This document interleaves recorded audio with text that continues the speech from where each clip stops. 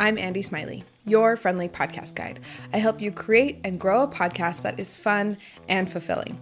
Whether you're just starting or a few years in, I share tips, stories from my own journey, and insights from podcasters I admire. This week, I'm talking about YouTube. Why it's a good idea for you to have your podcast on YouTube, an easy way for you to get your podcast on YouTube that you could literally do today, and what I've learned from putting my podcast on YouTube for the past couple of months. As always, I'll be recapping the highlights at the end of the episode, so you don't have to take notes unless you want to. So if you've heard that you should put your podcast on YouTube, but you don't know why, like why should you put your podcast that's audio onto YouTube? Here are some facts that can help you understand the why behind everyone telling you to put your podcast on YouTube. First of all, there is a company that helps podcasters called Sounds Profitable, and they did a study. They did some research, and this is one of the questions that they asked the people that they polled. They said, aside from personal recommendations, which of the following are ways you find your podcasts? And 48% of the listeners who responded to this poll, this survey, said they discovered new shows through YouTube. So this tells us that, first of all, recommendations from other humans is still the number one way that people get podcast recommendations and learn about new podcasts. But other than that, like when you take that one away, almost half of listeners, podcast listeners, find their new shows on YouTube, which is a little crazy. And if you want to see the whole study, it's a bunch of slides that's really quite interesting. If you're interested in that side of the podcasting world, I'll put a link to it in the show notes so that you can grab your own copy of that slide deck. It's quite interesting. And this little stat is on slide 30 if you're looking for it. Another reason for being on YouTube is because YouTube is really good at what it does. YouTube is the second largest search engine, only behind Google. So, like I said in the previous fact, a lot of people are searching for pretty much anything and everything on YouTube, including new podcast recommendations. And they're also looking for how to do things. So if your podcast is teaching people how to do something, then being on YouTube will help more people that are looking to learn how to do that thing. They will find you. And that's what we want, right? The goal is to help people. Also, Google shows YouTube content on the first page results. So if your keywords match the keywords of whatever someone is Googling, then the likelihood of them seeing it goes up if you have a YouTube, because Google likes to show YouTube on the first page. So that's nice. And YouTube's recommendation algorithm, the algorithm that some people hate, some people love, and most people are somewhere in the middle, it does help users find new content that they might enjoy, which would be you. We want people to find you. So let's use the YouTube algorithm for good and help more people find you via YouTube. There are a lot of things on YouTube that are great, but the last one that I'm going to talk about today is all of their built-in engagement features. So comments, likes, dislikes, shares, all of them are very easy to see and take in, both as a podcaster and as people that are seeing your content. And that is something that podcast apps are working toward, and some podcast apps have, but not all of them. So it's really nice to get a little bit more immediate feedback via comments and likes and other things like that, that we don't really get on traditional podcast apps quite as much. So that is a benefit and something that I've enjoyed more than I thought I would. Just getting a little more engagement on the podcast itself and not just on social media, things like that. Okay, so now you know why you should be on YouTube, why it's a good idea, but you're like, Andy, I do not have the energy or the time to do a video podcast right now. That is just not in my plan. It's not in my life. I cannot find a spot to put it in the schedule. I totally get it. I was there last year. So this is what I did to still be on YouTube without having a video podcast. You can still be on YouTube without changing anything that you're doing right now.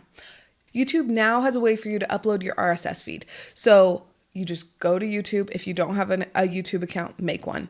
And then you can just upload your RSS feed. And then every time a new episode drops, it will also go onto YouTube, and we'll just show your whatever your episode art is, and then it will just play your audio while it shows that episode art. If you want me to create a step-by-step video that explains how to upload your RSS feed, let me know in the comments. I'll totally make one if you want one. So I've been creating a video podcast and uploading it to YouTube for 2 months now.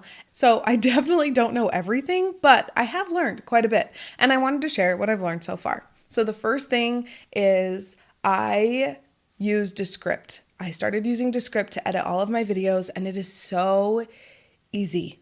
It makes life so easy. Honestly, even if you are just an audio podcast, it still makes it so much easier to edit.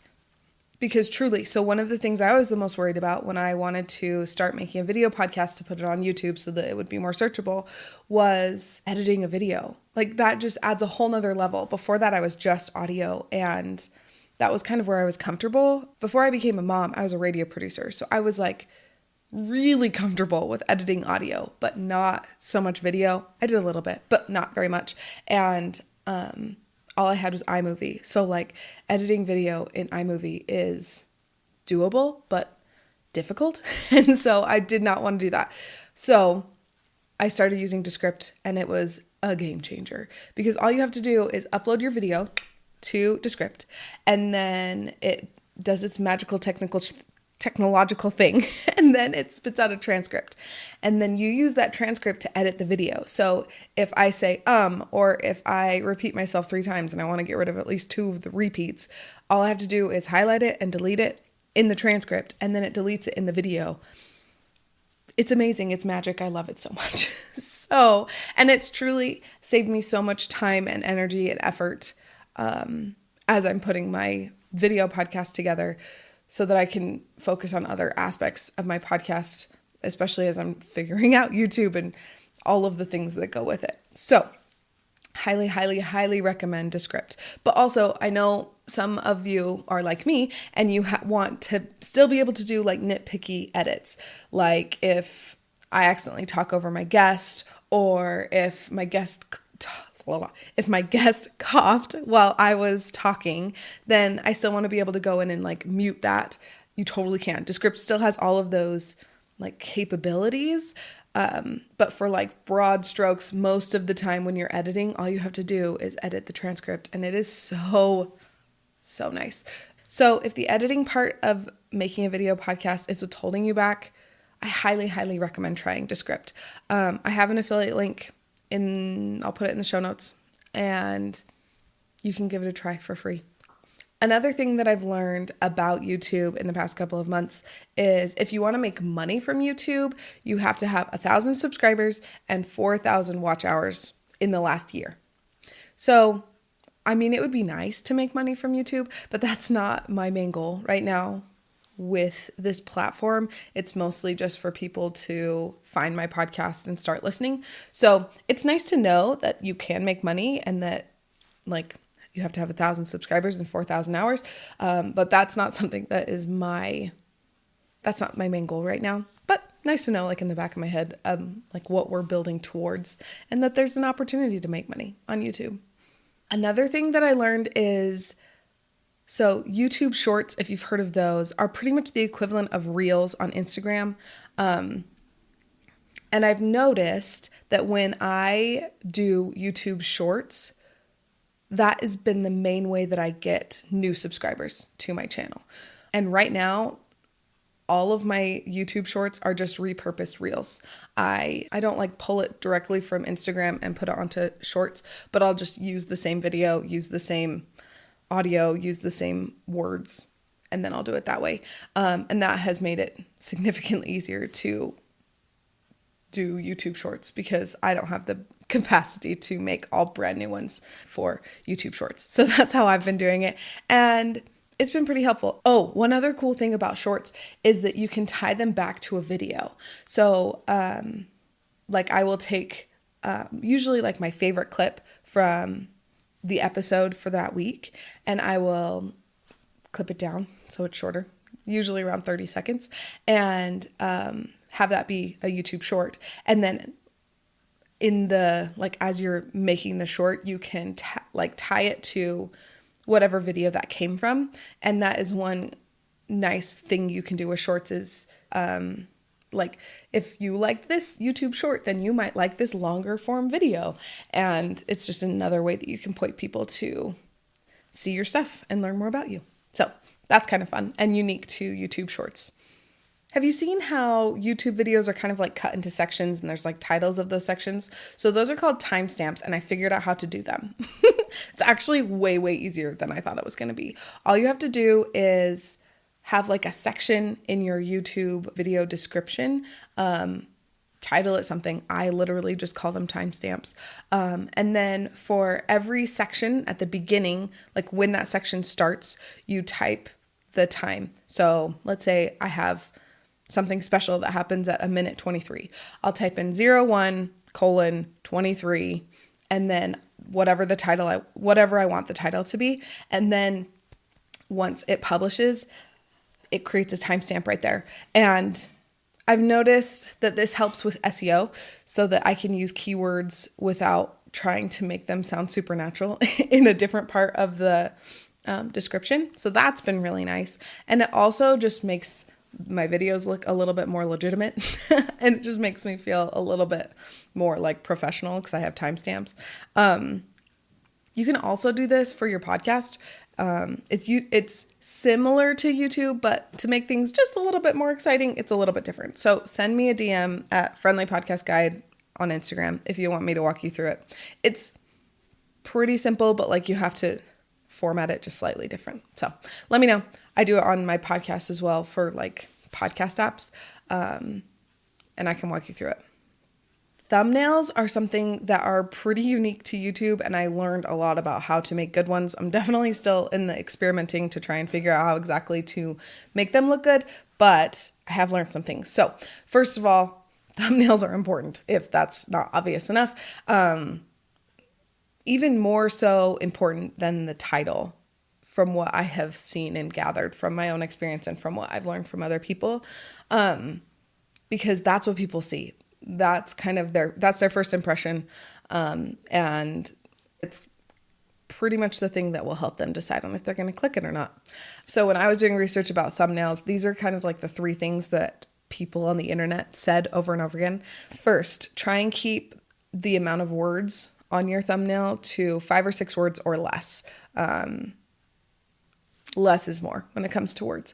Also, put your face on it. Or someone's face, put a face on it. And like having them have some sort of interesting facial expression helps too. And use color. Have splashes of color on there that get attention. But also I saw someone else say, don't use too much or else then it's overwhelming. And people are like, ugh, I don't want to deal with that. So there's a balancing act there. And I do feel like it also will depend on your aesthetic and what the vibe you want your podcast to have. But using color will help attract eyes for sure. As far as how I make my thumbnails, I use Canva. And when I did my like brand photo shoot for my podcast, my photographer actually had me do a bunch of like poses where I was like, and like, and I've used a lot of those for my thumbnails and it's been very convenient. So you can try doing something like that. I just did it against a blank wall so that I could like cut out the outline and use it and have like different colors and stuff. But you can do it however you want. The final thing that I'm going to talk about today that I learned about YouTube in the past couple of months is having a background that isn't a blank wall is always a good idea. And using, you know how on Zoom and other video chat software, you can like blur your background or make it look like you're at a beach or something. In my experience, those don't usually work that well. Most people don't really like it when it's a fake background and you can tell. And I feel like you can always tell, even if you think people won't be able to tell, they can usually tell. So having something in your background that's not just a blank wall is always a good idea. I learned this the hard way when I was doing an interview with the creators of Pixel Quest, which is a really great kid podcast. if you're looking for one. Or if you're not and you have littles, Pixel Quest is a good one. My children will love it. But both of the creators that I was interviewing had really interesting backgrounds. They were really fun and dynamic, but not like super distracting. And I was like, dang, my background, which I'm pretty sure in that video is just my bedroom because I was just doing the interview at home. I'd put my children to bed and did the interview.